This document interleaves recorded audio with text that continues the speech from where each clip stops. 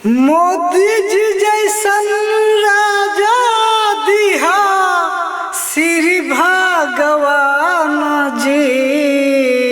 मोदी जी जैसन राजा दिहा श्री भगवान जी।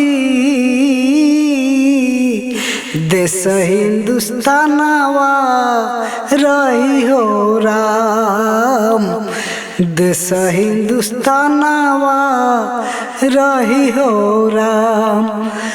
मोदी जी जैसन राजा दिहा श्री भगवान जी। देश हिंदुस्तानवा रही हो राम, देश हिंदुस्तानवा रही हो राम। मति सुमति दिहा सबके एक मति दिहा, मति सुमति दिहा सबके एक मति दिहा। देश के सानवा रही हो राम, देश के सानवा रही हो राम। हम हिंदू हैं, आप मुसलमान हैं।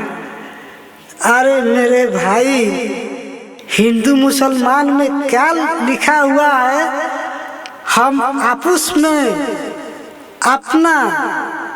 अपना गले मिलाकर रहेंगे कि हमारे साथ कोई, हमारे देश में कोई, हमारे साथ कोई हमारे देश पर चढ़ाई ना कर सके।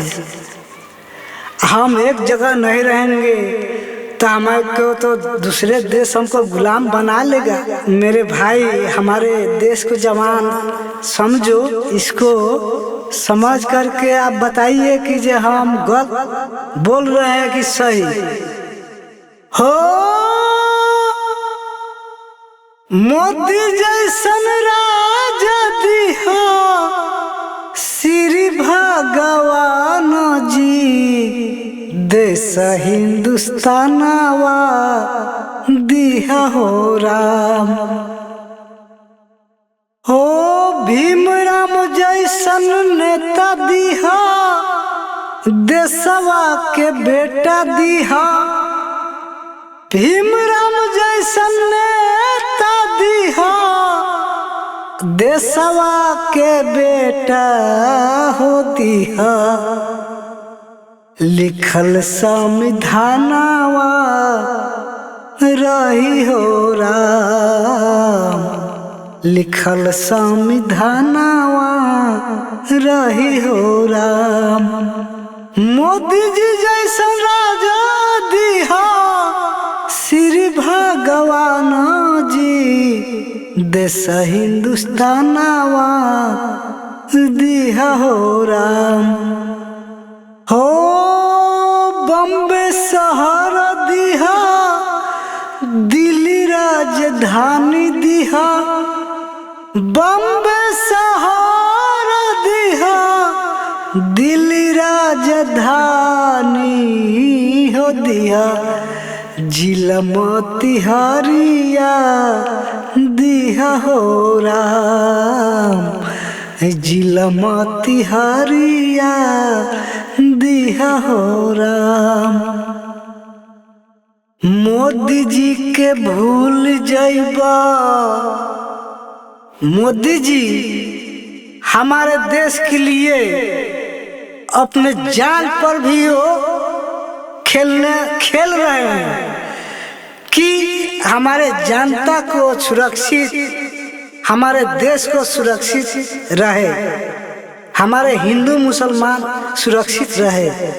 लेकिन रे भाई मेरे, हमारे देश को जवान, हिंदुस्तान को जवान, हिंदू मुसलमान अपना एकता बनाकर अपने देश के लिए भाई देखो कि ये हमारे देश में क्या हो रहा है, क्या करना है, हम क्या करेंगे। मोदी जी हमारे जो कर रहे हैं वो एकदम सुरक्षित अपना पूरा समाधान कर रहे हैं कि ये हमारे देश को रक्षा हो। मोदी जी के भूल जाइबा, भांटा जैसे झूल जैब देश पाकिस्तानवा बनी हो राम, देश ही विनाशवा ओहन हो राम। मोदी जी जैसन राजा दिहा श्री भगवान जी, देश हिंदुस्तानवा रही हो राम।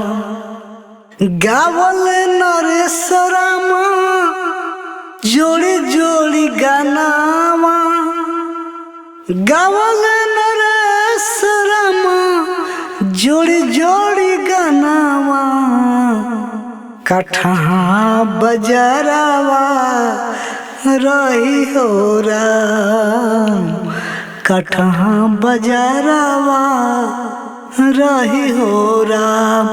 मोदी जी जैसन राजा दिहा श्री भगवान जी, देश हिंदुस्तानवा रही हो राम, देश हिंदुस्तानवा रही हो राम।